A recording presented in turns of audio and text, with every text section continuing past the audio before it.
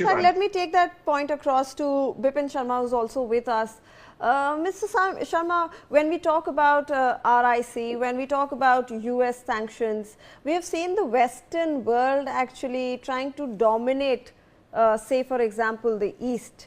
But here we have both the leaders actually putting forth a stance that no matter the sanctions, we stand together, we will continue our deals, and in fact we will make sure that our trade volumes and that cross the $100 billion mark.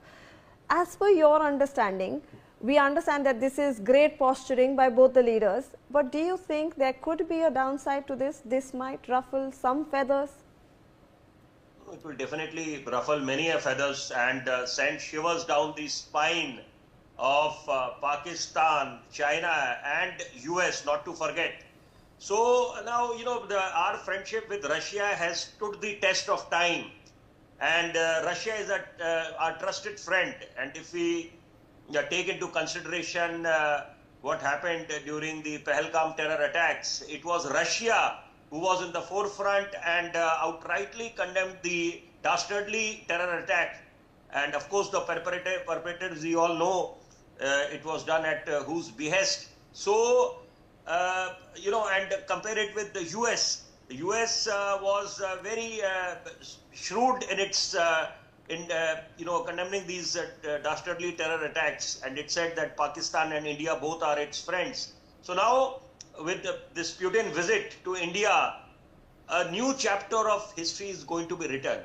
And defense, as we all know, has always been the backbone of our ties.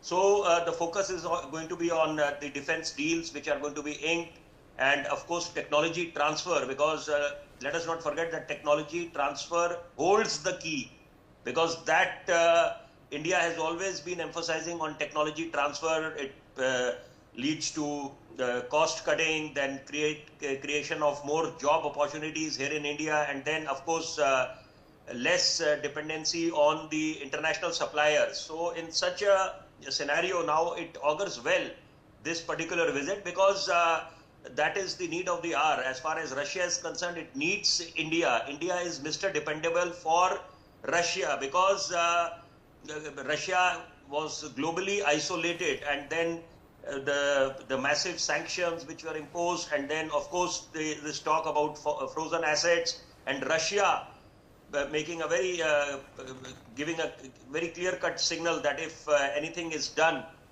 vis-a-vis the frozen assets, then it will be treated as an act of war.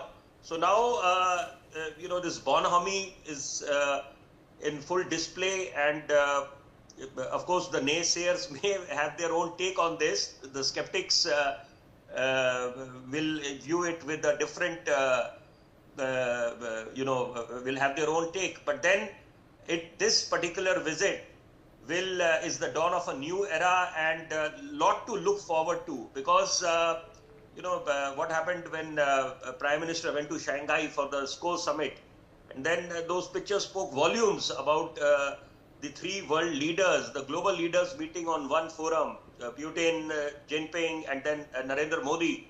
So that must have ruffled many feathers and made America, US restless. Trump, because Trump is on this spree of imposing hefty tariffs. So India is not going to cave into any such pressure, and very important to make a mention of the fact that India is not going to be subjugated to any nuclear blackmail threat.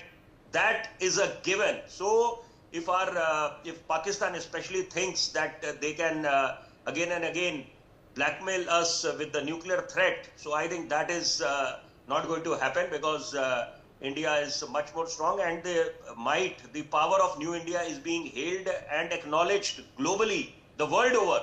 So I think this era definitely belongs to India, provided we make that kind of perception. Perception matters. It can make all the difference in the world, and lot to look forward during this visit, because the Russian president has come along with the 9 ministers. So I think that also carries immense significance, because energy space, the crude oil, and then of course S-400s, Su-57, and India would be pushing for the pharmaceuticals, the medicines, the chemicals, the fishery, the meat products. So, this will be very monumental, this very eventful visit.